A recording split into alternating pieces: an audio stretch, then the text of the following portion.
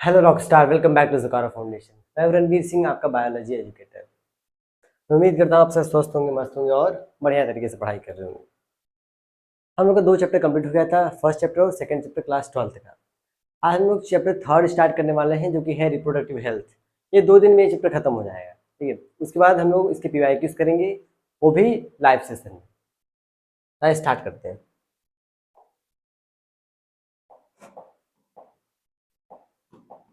ठीक है, सबसे पहले हम लोग ये देखेंगे रिप्रोडक्टिव हेल्थ क्या होता है। उसके बाद हम लोग देखेंगे पॉपुलेशन से रिलेटेड कुछ, ठीक है, टॉपिक्स। फिर कॉन्ट्रासेप्टिव मेथड, फिर MTP, फिर STI, फिर इनफर्टिलिटी।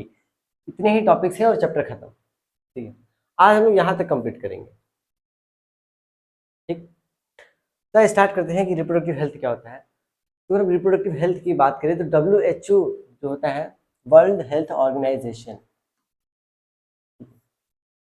इनका डेफिनेशन है कि अगर कोई पर्सन फिजिकली, मेंटली, सोशली या इमोशनली वेल बींग है, इन सब के रेस्पेक्ट में अगर कोई फिट है, तो उसे हम लोग क्या कहेंगे, रिप्रोडक्टिवली वो हेल्दी है। आइए डेफिनेशन लिखते हैं। डेफिनेशन है reproductive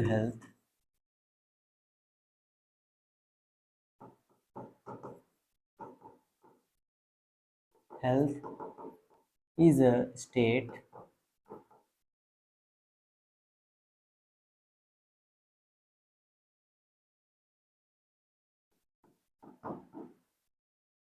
mental, social, emotional, psychological, physical wellbeing. ठीक है, अगर इन सब के रिस्पेक्ट में कोई क्या है तो फिट है, ठीक है, तो उसे लोग क्या कहेंगे, वो रिप्रोडक्टिवली हेल्दी। ये है definition. Reproductive health is the state of mental, social, emotional, physical wellbeing. ठीक है, यहाँ तक किसी कोई डाउट नहीं। अब हम थोड़ा सा देख लेते हैं रिप्रोडक्टिव हेल्थ में कुछ प्रॉब्लम्स और स्ट्रेटजीज है, उसको देख लेते हैं। मैं यहाँ पूरा नोट्स लेकर आया हूँ पूरा। Reproductive health problem and strategies, और इसमें देखते हैं क्या क्या प्रॉब्लम्स है और क्या क्या स्ट्रेटजीज होनी चाहिए। पहला, India was the first country in the world who initiate family planning. ये एक एक पॉइंट नोट करना है। Who initiated family planning. India वो पहली कंट्री जिसने फैमिली प्लानिंग स्टार्ट किया था। कब स्टार्ट किया था? 1951। ठीक है, डेट याद रखना है, 1951। डेट कई बार पूछता है, इस टाइम पे स्टार्ट हुआ था ये। अच्छा, यहाँ दिया हुआ date. Later the main aim was to achieve total reproductive health. इसका इसका गोल क्या था, इसका एम था कि हम लोग अचीव करें एक ऐसा सोसाइटी जो क्या है, रिप्रोडक्टिवली हेल्दी हो। And this strategies were evaluated every now to then। आगे देख लेते हैं, इसका एम तो ये था। Later this programme change into RCH। ये जो फैमिली प्लानिंग था 1951 में स्टार्ट किया था, इसको बाद में इसको चेंज, प्रोग्राम में थोड़ा सा चेंज किया गया है। अब उसका नाम रख दिया है RCH, reproductive and child health care. ये इसका फुल फॉर्म कई बार पूछ लेता है, reproductive and child health care. मैं यहाँ अच्छा लिखा हुआ है अपनी, reproductive and child health care. अब इसके गोल क्या क्या है? इसके जो गोल थे वो तो रहेगा, लेकिन थोड़ा सा और इंक्लूड किया जाएगा। हेल्थ फैसिलिटी अच्छी की जाएगी, अवेयरनेस बढ़ाया जाएगा, ये सब सारी चीज़ें RCH में होगा। अब इसका गोल क्या है? Goal of RCH,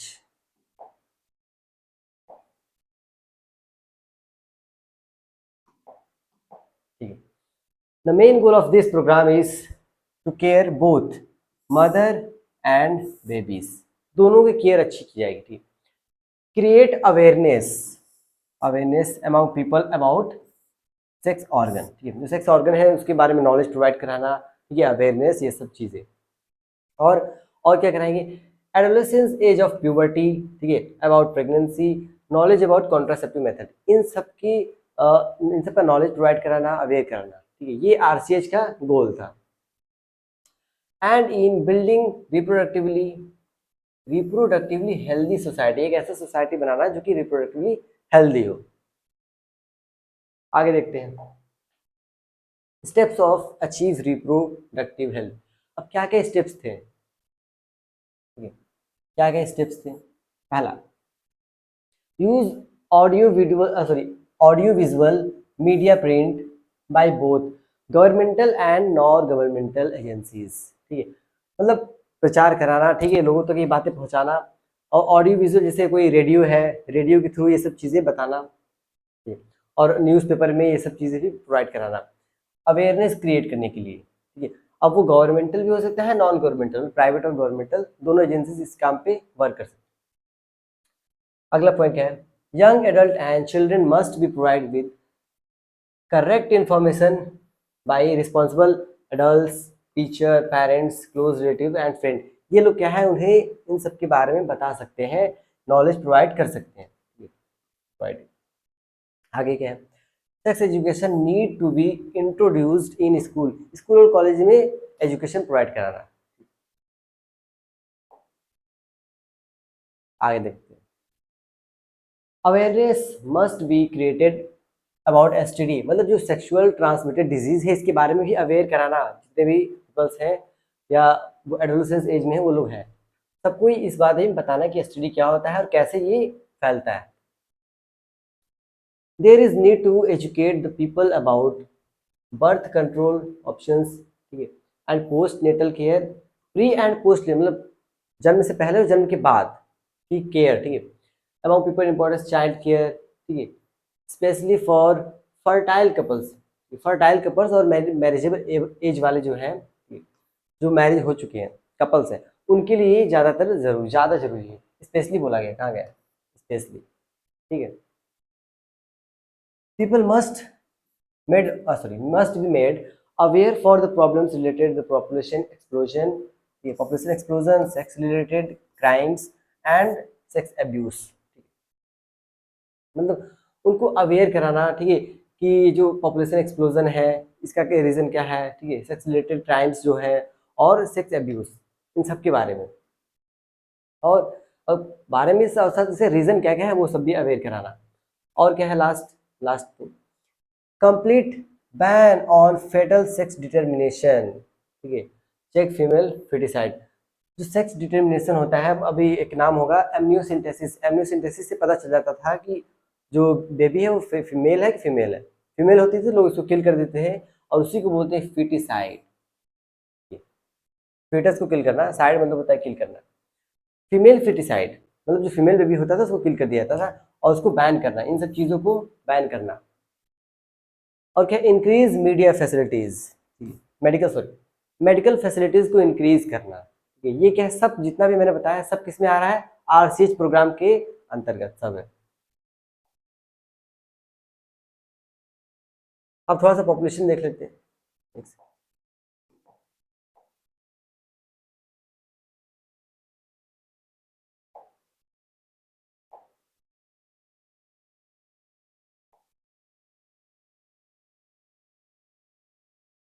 population explosion देख लेते हैं।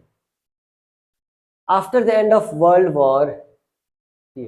War second, rapid growth in the population of certain species human, मतलब कि जो वर्ल्ड वॉर एंड हुआ उसके बाद से पॉपुलेशन बहुत तेजी से ग्रोथ हुई सर्टेन स्पीसीज में, जैसे कि ह्यूमंस हो गए in the world, leading to increase in birth rate and decrease in maternal infant and child latest.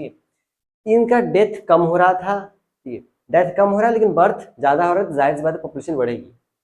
This will also result and increase the expectancy of human and increase stress on all resource. ठीक है, अब जैसे जैसे population बढ़ेगा, जितने भी resource है सबके लिए क्या होगा? कंपटीशन होगा, इसीलिए बोला गया है स्ट्रेस।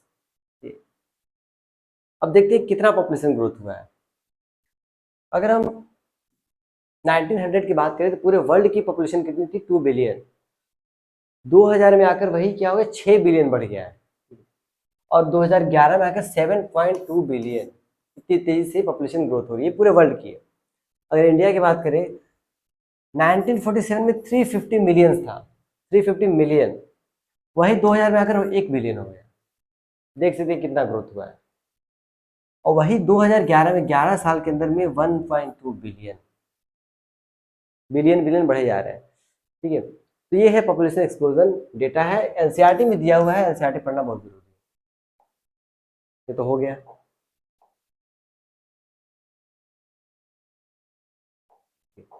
अब देखते हैं जो एक्सप्लोजन हुआ है उसका बहुत बड़ा रीजन क्या है। सबसे पहले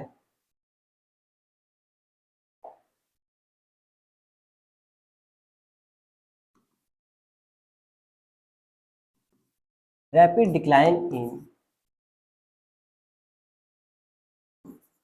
डेथ रेट।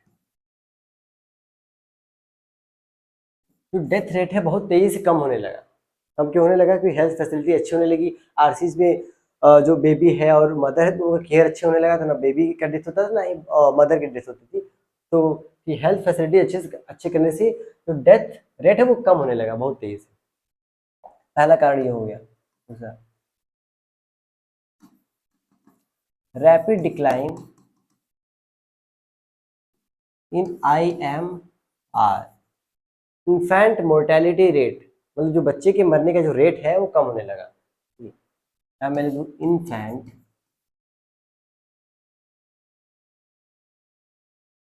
मोर्टेलिटी रेट, ये कम होने लगा। दूसरा, rapid decline in MMR,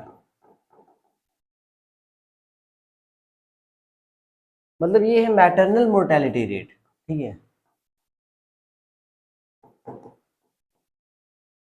mortality,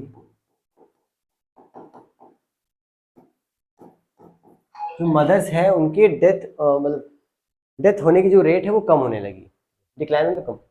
और क्या है, जो रिप्रोडक्टिव एज ग्रुप्स वाले हैं उनका नंबर इंक्रीज होने लगा। ठीक है, इंक्रीज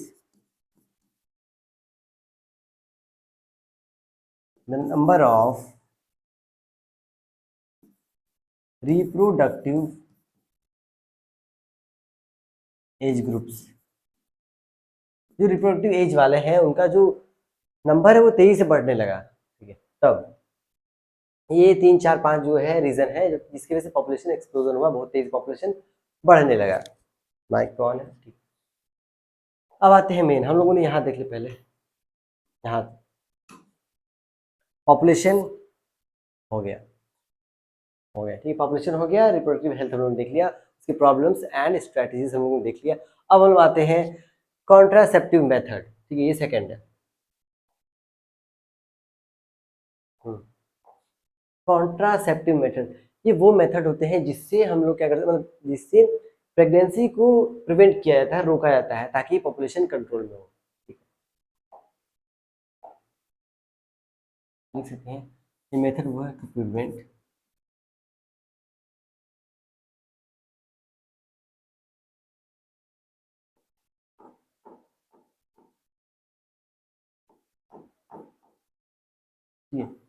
प्रेगनेंसी को प्रिवेंट करने के लिए ये सब मेथड्स होते हैं। और ये दो टाइप के होते हैं, एक आर्टिफिशियल होता है, एक नेचुरल होता है।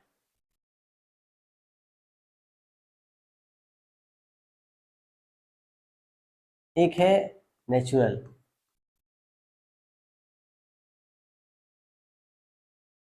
और एक है आर्टिफिशियल।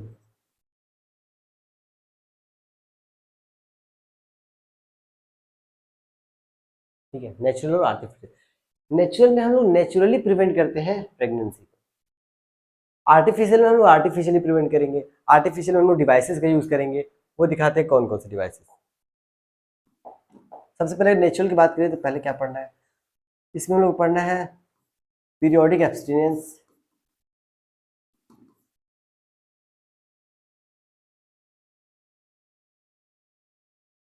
एब्सटिनेंस। सेकंड है क्वाइटस इंटरप्टस।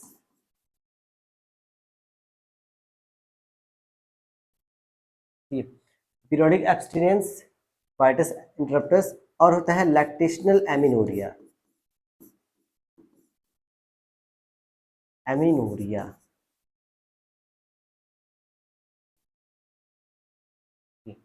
लैक्टेशनल एमिनोरिया, ये तो नेचुरल में हो गया। अब हम आर्टिफिशियल की बात करें, सबसे पहले बैरियर मेथड।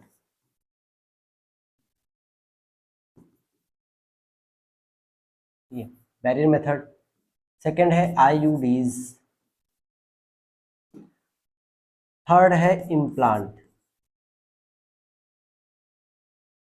फोर्थ है पिल्स। फिफ्थ है, ये दो तीन, सर्जिकल मेथड।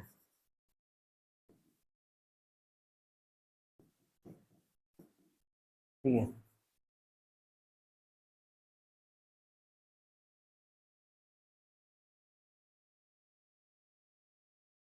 ठीक है।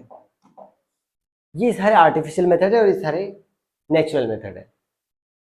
सबसे पहले हम स्टार्ट करेंगे पीरियोडिक एब्सटिनेंस। ठीक है, स्क्रीनशॉट लेना हो तो ले सकते हैं, नहीं तो आपको ये जितने भी नोट्स है, जितना नोट्स है आपको टेलीग्राम के चैनल पे मिल जाएगा। चैनल का नाम है जुकारा फाउंडेशन।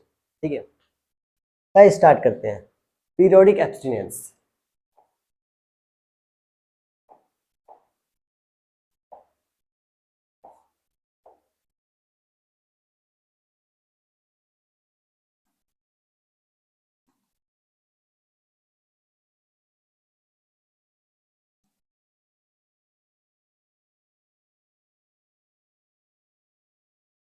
जो पीरियोडिक एब्सटिनेंस होता है, इसमें सबसे पहले हम नेचुरली करेंगे। लेकिन क्या करते हैं नेचुरल में कि जो फर्टाइल पीरियड होता है उस टाइम पे क्वाइटस अवॉइड करते हैं। ठीक है, इसमें क्या होता है,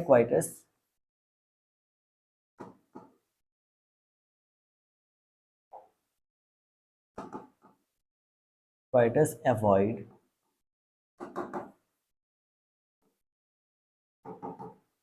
ड्यूरिंग फर्टाइल पीरियड।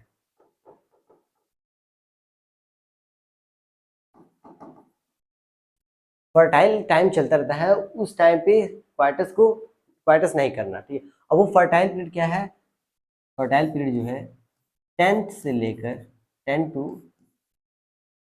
17, 10th 10 से लेकर 17वां दिन है डे ऑफ मेंस्ट्रुअल साइकिल।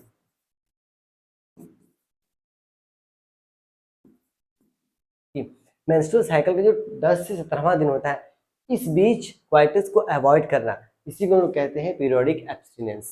ठीक है, क्योंकि ये जो, अगर हम बात करें, मेंस्ट्रुअल साइकिल का पहला दिन 28 दिन तक चलता है। 14th डे, 14वें दिन ओवुलेशन होता है। ये एवरेज है, ऐसा नहीं कि सिर्फ 14वें दिन आगे बढ़ सकता है पीछे बढ़ सकता है। तो जो 10वां दिन होता है, 10 से लेकर 17वां दिन, इस बीच क्वाइटस को अवॉइड करना। ठीक है, मतलब रेड सिग्नल। इसके पहले किया जा सकता है, इसके बाद किया जा सकता है, प्रेगनेंसी नहीं होगी, लेकिन इस टाइम पे प्रेगनेंसी के चांसेस ज्यादा होते हैं। इसी मेथड को बोलते हैं पीरियोडिक एब्सटिनेंस। यहां तक समझ में आया? नेक्स्ट,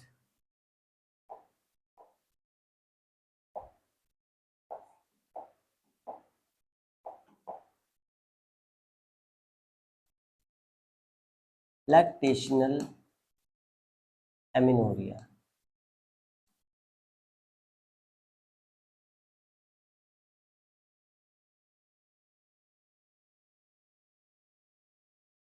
लैक्टेशनल एमिनोरिया क्या होता है? सबसे पहले एमिनोरिया देखते हैं क्या होता है।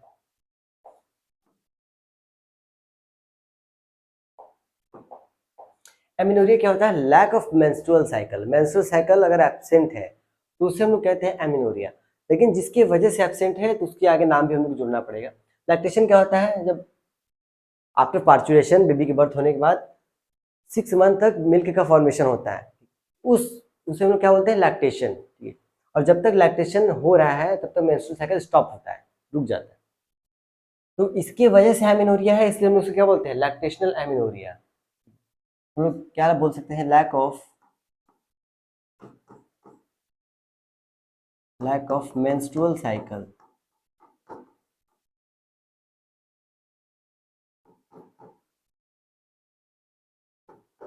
ड्यू टू लैक्टेशन, कि अगर लैक्टेशन की वजह से एब्सेंट है तो उसमें क्या कहेंगे, लैक्टेशनल एमिनोरिया। और ये कब तक जैसे कि होता है, 6 मंथ, 6 मंथ तक होता है। अब मेंस्ट्रुअल साइकिल होगा नहीं, मतलब ओवम निकलेगा नहीं, ओवम आएगा नहीं, तो कितना भी क्वाइटस किया जाए फर्टिलाइज होगा ही नहीं, प्रेगनेंसी नहीं होगी। ये क्या है, लैक्टेशनल एमिनोरिया। ये भी एक नेचुरल मेथड है, क्योंकि इसमें आर्टिफिशियली किसी डिवाइस का यूज नहीं किया जा रहा है। ये 6 मंथ होता है। Next, coitus interrupts.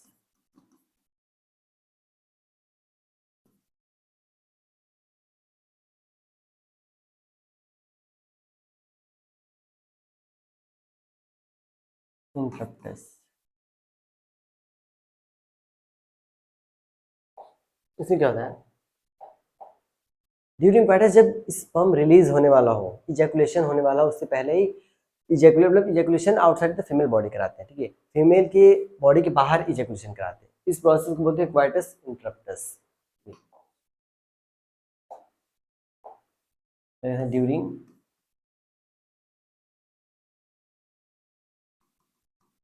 क्वाइटस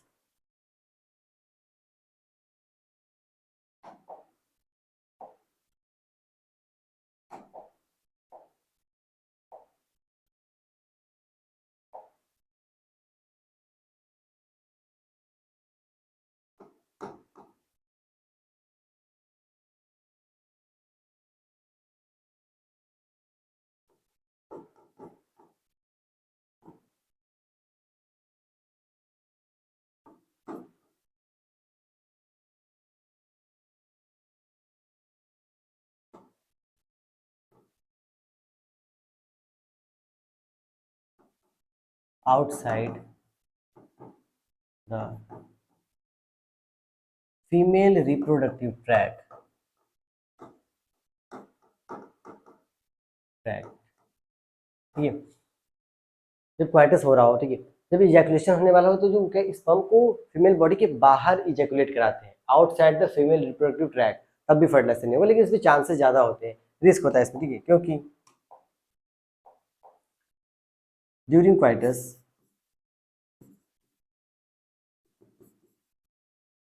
जब क्वाइटस होता है तो दो चीजें होती हैं, ठीक है, एक होता है इमिशन और एक होता है इजैकुलेशन।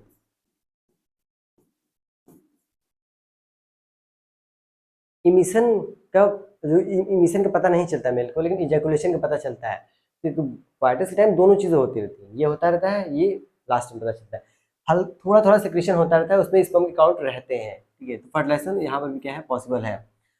ये नॉट फोर्सफुली,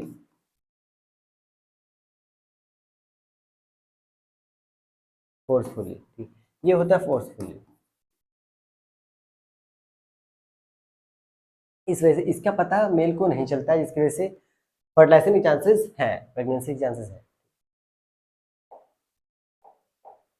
ये है क्वाइटस इंटरप्रेस, मतलब जितने भी हम लोग यहाँ पर नेचुरल मेथड हमने देख लिया। अब एक पॉइंट नोट कर लेते हैं, नोट, जो नेचुरल मेथड है इसकी साइड इफेक्ट तो लेस है या है ही नहीं, ठीक है, या तो लिस्ट कह सकते हैं, या तो कोई साइड इफेक्ट नहीं है, लेकिन इसमें प्रेगनेंसी के चांसेस ज्यादा है, ठीक है, क्या लिख सकते हैं,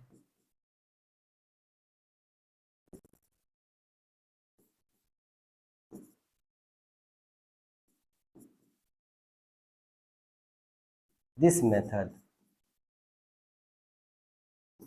है लीस्ट या नो साइड इफेक्ट, या तो लिस्ट या तो साइड इफेक्ट नहीं है, लेकिन प्रेगनेंसी के चांसेस ज्यादा है।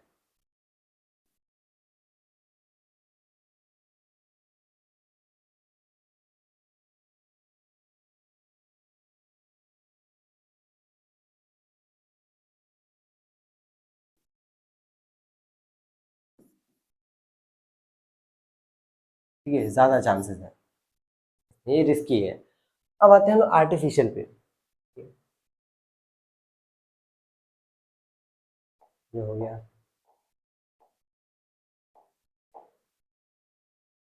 आर्टिफिशियल में पहला है बैरियर मेथड।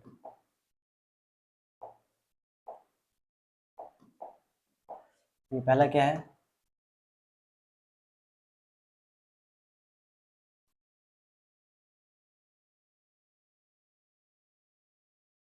बैरियर मेथड क्या होता है? एक आर्टिफिशियल मेथड में बैरियर मेथड जो फिजिकली ओवम और स्पर्म के फर्टिलाइजेशन को प्रिवेंट करता हो, ठीक है, फिजिकली रोकता हो, उसे हम लोग कहेंगे बैरियर मेथड। क्या लिख सकते हैं?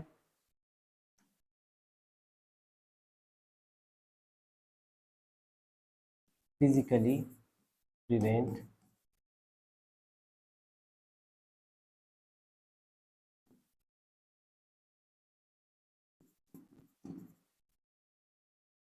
Meeting of sperm and ovum, दोनों की फर्टिलाइज मतलब की जो अगर फिजिकली प्रिवेंट करें उसे हम बैरियर मेथड कहेंगे। नाम में लग रहा है बैरियर। ये जो बैरियर मेथड होते हैं उसमें देख लेते हैं कौन क्या है। जैसे बैरियर मेथड में एग्जांपल देख लेते हैं, कॉन्डम्स, ठीक है, ये है बैरियर मेथड में, जो कि लेटेक्स का बना होता है, बहुत लूजली होता है, ठीक है। और इसमें कुछ स्पर्मिसाइडल क्रीम का यूज किया जाता है। इसमें क्या होता है? मेडअप ऑफ लेटेक्स, ठीक है।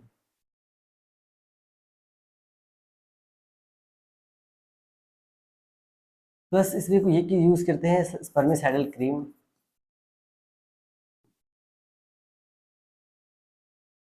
या जेलीज का यूज किया जाता है। ये क्या करता है? अगर दो टाइप का होता है, एक मेल एक फीमेल, ठीक है, और फीमेल, इसमें क्या कहते हैं? कवर करता है, ठीक है, covers male external genitalia,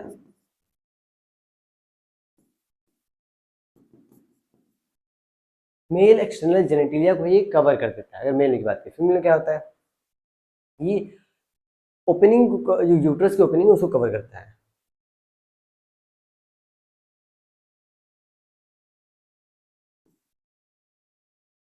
opening of uterus, example देख लेते हैं। एनसीईआरटी में एग्जांपल दिया हुआ है एक, इसका पॉपुलर ब्रांड है, कई बार एग्जाम पूछता है, ठीक है, निरोध।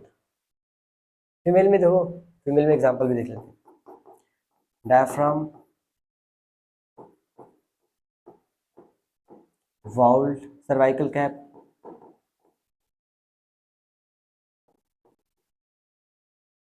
और आएगा वाउल्ट, ठीक है। ये फीमेल के लिए है, ये मेल के लिए, ठीक है? ये बैरियर मेथड है, फिजिकली प्रिवेंट करते हैं ओवम स्पर्म की मेटिंग को। यहाँ तक क्लियर है सबको? पता ही होगा सबको। आगे देखते हैं। अच्छा, अभी ये तो बैरियर मेथड हो गया। सेकंड आता है आईओडीज। आईओडीज फुल फॉर्म क्या है? Intra uterine devices. ये डिवाइसेस जो होते हैं ये क्या कहते हैं, कुछ हार्मोन रिलीज करेंगे, कुछ आयंस रिलीज करेंगे, ठीक है, और वो क्या करेंगे, वो भी प्रिवेंट करेंगे ओवम को, सॉरी, स्पर्म को ओवम तक पहुंचने के लिए, या तो पहुंचने नहीं देंगे या तो किल कर देंगे। IUD stands for intra uterine devices, intra uterine devices. और ये इसको इंसर्ट कराया जाता है यूट्रस में। नाम ही लग रहा है इंट्रा यूट्राइन डिवाइसेस, यूट्रस में इंसर्ट कराया जाता है, ऐसे नहीं कराया जाता है। वो एक्सपर्ट नर्स या डॉक्टर ही कर सकते हैं, ठीक। देखते हैं कितने टाइप के होते हैं।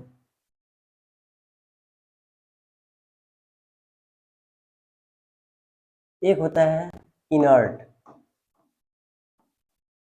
या इसी को कहते हैं नॉन मेडिकेटेड, नॉन मेडिकेटेड। एक होता है कॉपर रिलीजिंग, लिख सकते हैं copper releasing IUDs, copper releasing IUD. और एक होता है हार्मोनल आईयूडी,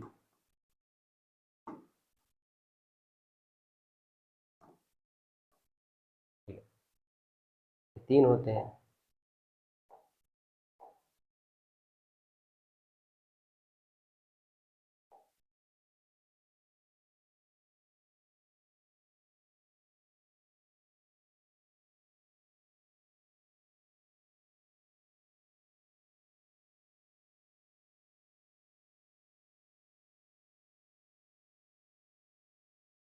ठीक है, अब अच्छा लग रहा है।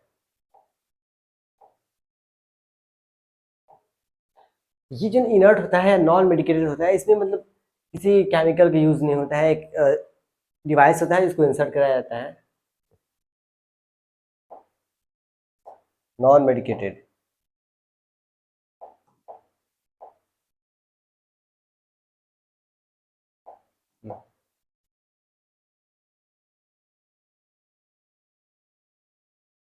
एग्जाम्पल है लिप्स लाइपेज।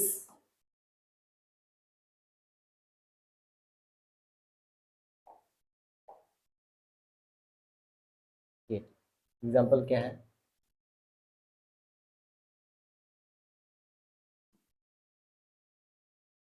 लाइपेज कुछ इस तरीके का होता है।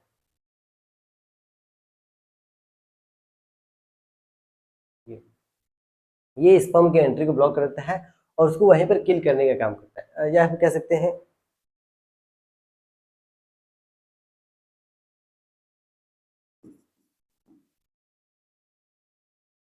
हम इसे फैगोसाइटोसिस ऑफ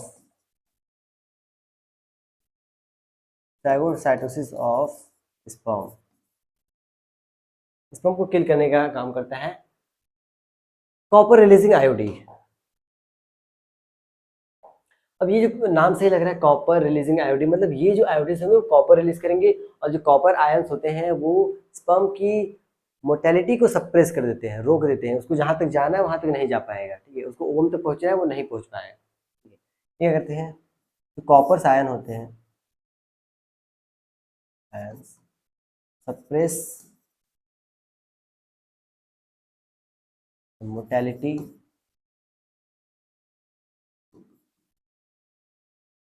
ऑफ स्पर्म, ये स्पर्म की मोटेलिटी को सप्रेस कर देते हैं। एग्जाम्पल कॉपर टी, कॉपर 7 और मल्टीलोड 375। ठीक है, 375 ये है इसकी एग्जांपल। इसका शेप टी की तरह होता है इसलिए इसे कॉपर टी बोलते हैं, इसका शेप 7 की तरह होता है इसलिए इसका नाम क्या है, कॉपर 7। अब एक होता है हार्मोनल आयोडी, ये हार्मोन रिलीज करेंगे। ठीक है, जैसे एस्ट्रोजन और प्रोजेस्टेरॉन रिलीज करेंगे, और इनका ये करेंगे क्या, वो जो क्या कहते हैं, एक तो म्यूकस की थिक लेयर बना देंगे, ये म्यूकस की थिक लेयर बनाए ताकि स्पर्म एंटर न कर पाए, और ये यूट्रस को हो क्या कह सकते हैं, अनसुटेबल बनाएंगे फॉर इम्प्लांटेशन। रिलीज एस्ट्रोजन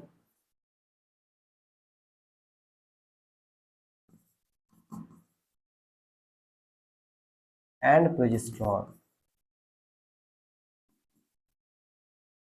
ये और ये करेंगे क्या, कुछ ऐसा, मेक यूट्रस अनसुटेबल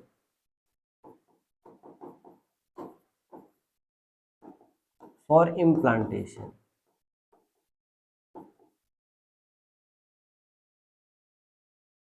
ठीक है, और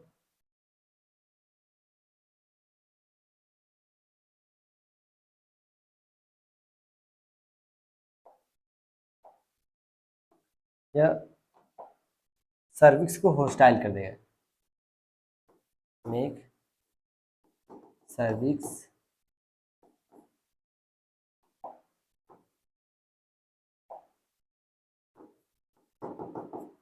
होस्टाइल फॉर स्पर्म। ये स्पर्म के लिए सर्विस को होस्टाइल बना देगा, मतलब म्यूकस का लेयर हो जाएगी थिक हुई जो उसको किल करेगा।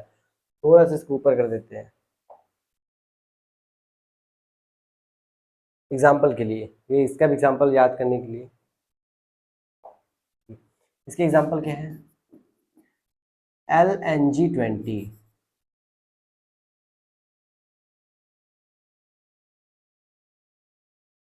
LNG-20, LNG-20। और एक और होता है प्रोजेस्टासर्ट, प्रोजेस्टासर्ट। ठीक है, ये जो दोनों होते हैं ये क्या करते हैं, हार्मोन रिलीज करेंगे और फर्टिलाइजेशन को रोक देंगे, क्योंकि होगा है नहीं, इम्प्लांटेशन फर्टिलाइजेशन होगा तो इम्प्लांटेशन नहीं होगा, क्योंकि यूट्रस अनसुटेबल है और यहाँ पर होस्टाइल कर दिया गया है स्पर्म को, सॉरी सर्विक्स को होस्टाइल कर दिया गया है स्पर्म के लिए, क्योंकि वो स्पर्म किल करेगा। अब ये है आईयूडीज, इंट्रायूट्राइन डिवाइसेस। यहाँ तक किसी कोई डाउट? आगे देखते हैं।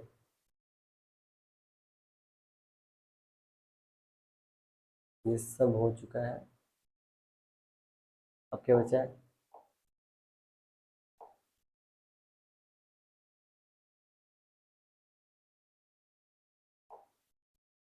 बैरियर मेथड हो गया, आईयूडी हो गया, उसके बाद है इम्प्लांट। इम्प्लांट के बाद होता है पिल्स।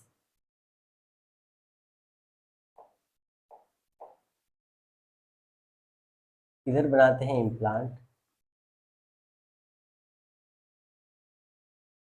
और इधर बनाते हैं पिल्स। ठीक है, इधर हो जाए। इम्प्लांट एक ऐसा डिवाइस है जो कि प्लास्टिक की स्टिक की तरह होता है, इसको मैच स्टिक जो माचिस की तीली होती है उसकी तरह दिखाया देता है।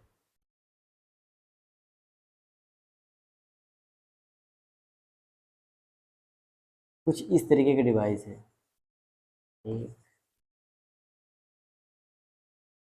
इस तरीके का डिवाइस होता है जिसको अपर आर्म में, जनरली अपर आर्म में इंसर्ट करा दिया जाता है फीमेल में, ठीक है? और ये हार्मोन रिलीज करता है प्रोजेस्टिन, जो कि यूट्रस को मतलब क्या कह सकते हैं कि जो सर्विक्स होता है वहाँ उसके थिकनेस, मतलब वहाँ सब म्यूकस का एक लेयर इकट्ठा हो जाता है जिसकी वजह से स्पर्म एंटर नहीं कर पाते हैं। ठीक है, डिवाइस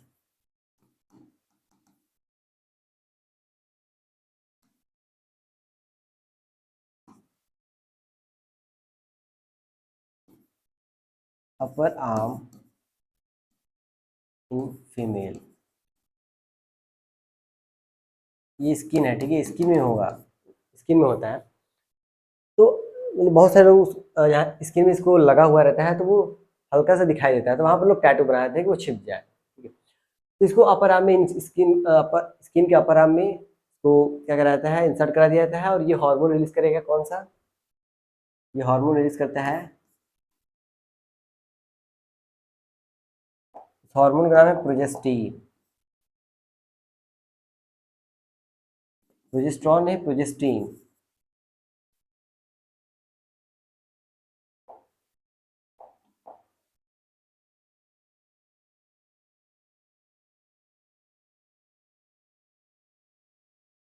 हम कर सकते हैं फॉर्मेशन ऑफ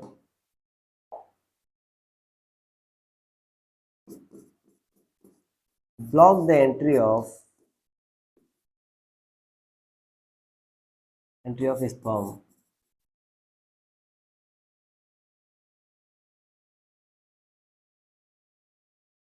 म्यूकस मेम्ब्रेन। कह सकते हैं म्यूकस की एक मेम्ब्रेन बनाते हैं, एक थिक लेयर बना देता है जिसकी वजह से स्पर्म एंट्री ही नहीं कर पाता, एंट्री नहीं कर पाता है और वो ब्लॉक हो जाता है, वहीं पे रुक जाता है। ठीक है, ये इसका काम है इम्प्लांट का, जो कि मैच स्टिक की तरह होता है, माचिस की तीली की तरह। यहाँ तक किसी को डाउट? एनसीईआरटी में डायग्राम भी बना होगा ऐसा, आप देख सकते हैं ये वाला। ठीक, अब पिल्स की बात करते हैं। ये जो पिल्स होती हैं जनरली जनरली ये स्टेरॉयडल पिल्स होती हैं, स्टेरॉयडल हार्मोन से बनी होती हैं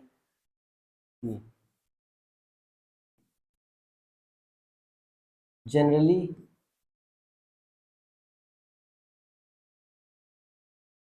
मेड अप ऑफ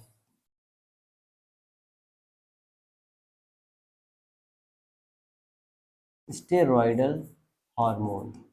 अब वो स्टेरॉयडल हार्मोन कौन से हो सकते हैं? Oestrogen and progesterone.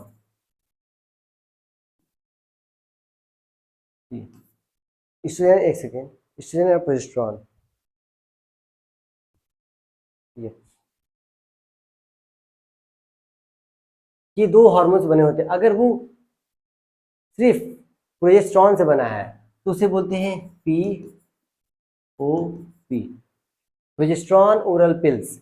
लेकिन अगर वो प्रोजेस्टेरॉन और एस्ट्रोजन दोनों से बना है तो उसे क्या बोलते हैं? COP, कंबाइंड ओरल पिल्स, मतलब दोनों का कॉम्बिनेशन है। ठीक है, जनरली ये बना होता है। और ये जो पिल्स होते हैं जनरली 21 दिन तक लगातार खाए जाते हैं। ठीक है,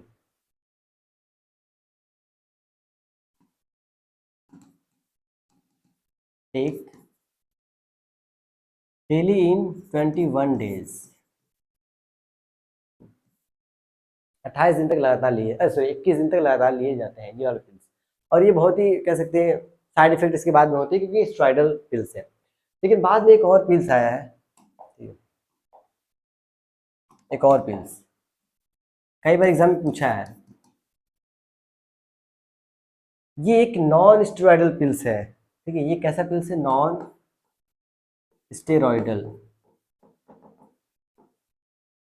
ओरल पिल्स। और इसको बनाया किसने, मतलब कहाँ पर बना है ये? तो एक इंस्टीट्यूट है, central drug research institute, CDRI। ठीक है, पहले बताइए कैसा होता है once week a pill? Once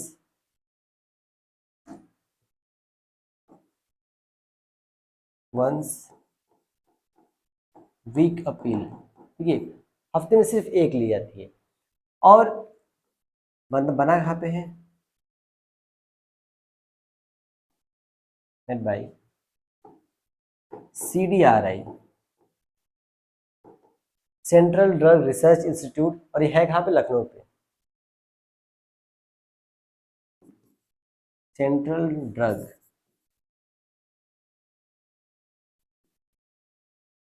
research institute इन लखनऊ। ठीक है, ये पॉइंट काफी नोट करने लायक है। ठीक है, तो जनरली जो ओरल पिल्स होते हैं स्ट्राइडल होता है 21 दिन तक लगातार लिया जाता है। लेकिन ये वाला जो है एक दिन ली जाती है हफ्ते में। और ये नॉन स्ट्राइडल है, इसका साइड इफेक्ट बहुत ही कम है। ऐसा नहीं कह सकते साइड इफेक्ट नहीं है, लेकिन बहुत कम है इसके कंपैरिजन में। और ये CDRI तो याद रखना पड़ेगा क्योंकि कई बार एग्जाम में इसका फुल फॉर्म पूछ लेता है डायरेक्ट कि CDRI का फुल फॉर्म क्या है। और ये है इम्प्लांट। तो इम्प्लांट हो गया, IOD हो गया, और बैरियर मेथड हो गया। अब क्या बचे? लास्ट है सर्जिकल मेथड। ठीक है, लास्ट है surgical method.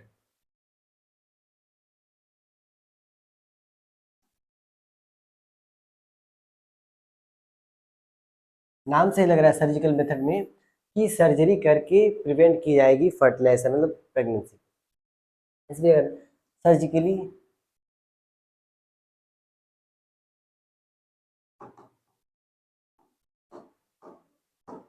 Prevent the meeting of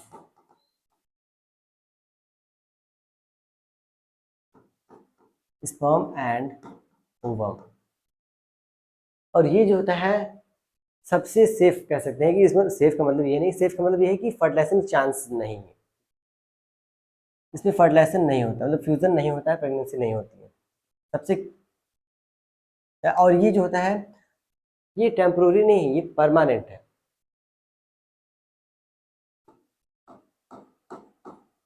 permanent, या हम कह सकते हैं इरिवर्सिबल मेथड। इरिवर्सिबल मेथड दो टाइप के होते हैं सर्जिकल में। एक होता है फीमेल में होता है ट्यूबेक्टोमी, मेल में होता है वैसेक्टोमी। ये जो होता है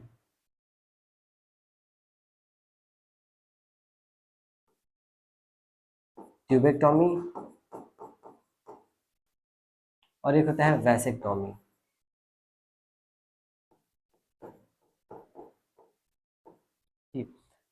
नाम, ये जो ट्यूब बोला है इस ट्यूब का मतलब है फैलोपियन ट्यूब। ठीक है, फैलोपियन ट्यूब। और जो एक्टोमी वर्ड दिया है, एक्टोमी, ECTOMI, एक्टोमी के वर्ड में मेडिकल टर्म्स के यूज करते हैं। इसका मतलब होता है कि सर्जरी में तो कट करना किसी चीज को, इसका मतलब होता है कटिंग। सेम यहाँ पर एक्टोमी का मतलब वही है, कटिंग। यहाँ पर जो वैसेक्टोमी, ये जो VAS, ये किसको इंडिकेट कर रहा है? वास्ट डिफरेंस को। वास्ट, ये वास्ट डिफरेंस को, ये मेल में होता है, ये फीमेल में होता है, क्योंकि फैलोपियन ट्यूब तो फीमेल में होता है, वास्ट डिफरेंस तो मेल में होता है। ठीक है, तो वैसेक्टोमी मेल में सर्जिकल मेथड है, ट्यूबेक्टोमी फीमेल में सेक्सुअल सॉरी सर्जिकल मेथड है। ठीक है, अब देखते हैं आगे, ये रहा।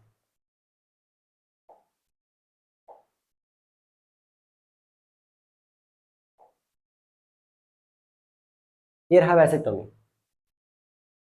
ये वैसेक्टोमी जो वास्ट डिफरेंस है, इसको कट करके यहाँ पर बांध दिया जाता है। ठीक है, कट करके बांध देंगे, गैमेट तो टेस्टिस में बनेगा जरूर, लेकिन यहाँ पर ट्रांसफर ही नहीं होगा, यहाँ से आएगा ही नहीं। ठीक है, तो जब गैमेट आएगा ही नहीं तो फर्टिलाइजेशन कोई चांस नहीं, फ्यूजन कोई चांस नहीं, प्रेगनेंसी कोई चांस नहीं। देखते हैं permanent method of contraceptive for male. This is also surgical procedure where the vas deferens male reproductive system are cut and tied. Tied मतलब बांधना होता है, कट करके फिर बांध देंगे उसको, prevent the supply of sperm to semen. तो सीमेन में एंटर नहीं कर पाएगा स्पर्म, तो वो रिलीज नहीं होगा।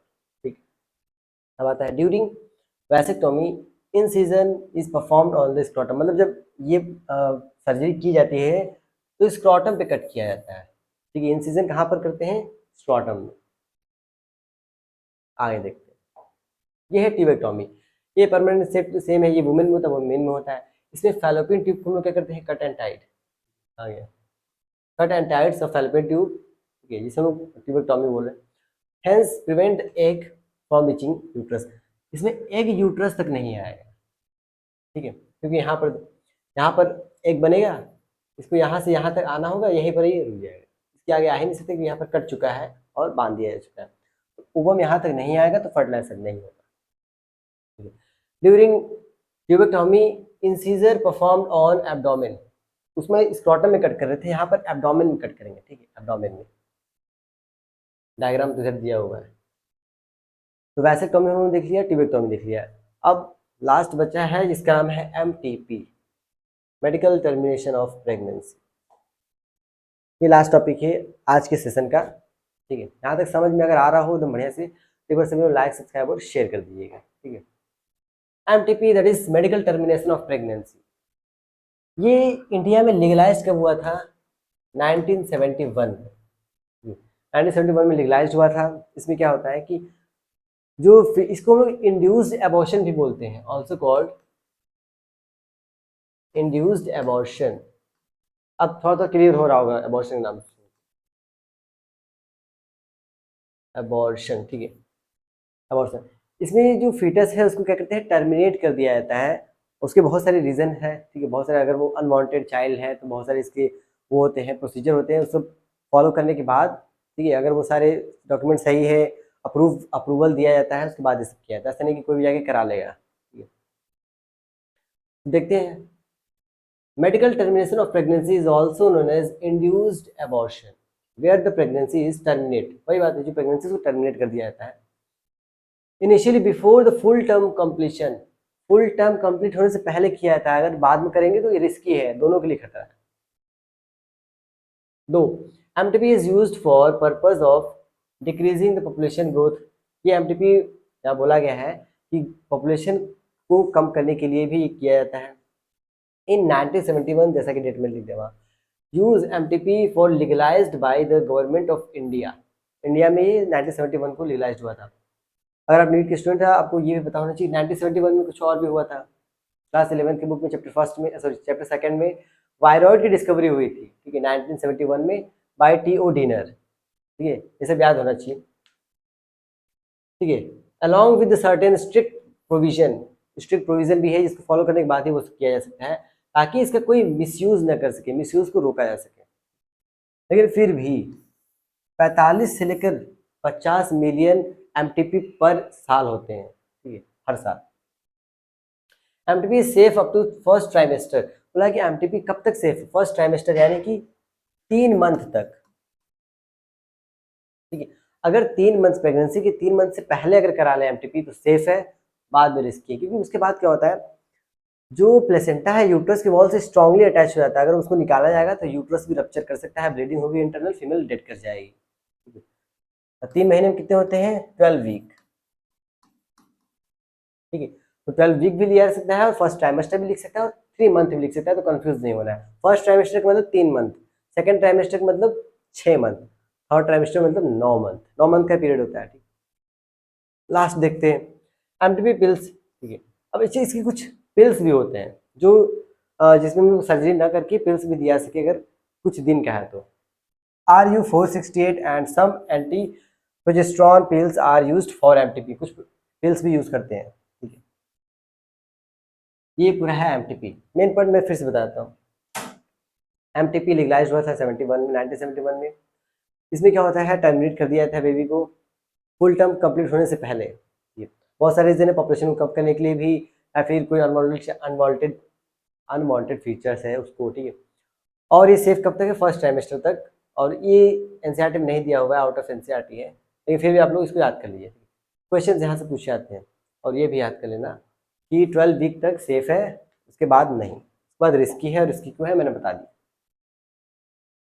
ठीक है, तो मैंने जहाँ तक कहते हैं ये कंप्लीट हो चुका है, ये कंप्लीट हो गया, ये कंप्लीट हो गया है। कल हम लोग पढ़ेंगे एसटीआई, अगले सेशन में एसटीआई सेक्सुअल ट्रांसमिटेड डिजीज और इनफर्टिलिटी, ये सब हम लोग पढ़ेंगे, चैप्टर खत्म हो जाएगा। ठीक है, तो अगर सेशन समझ में आया हो यहाँ तक, ठीक है, तो एक बार सब लोग शेयर कर दीजिए और अपने दोस्तों से बोलकर सब्सक्राइब भी करवा दीजिए। ठीक है, तो मिलते हैं अगले लेक्चर में, तब तक के लिए धन्यवाद।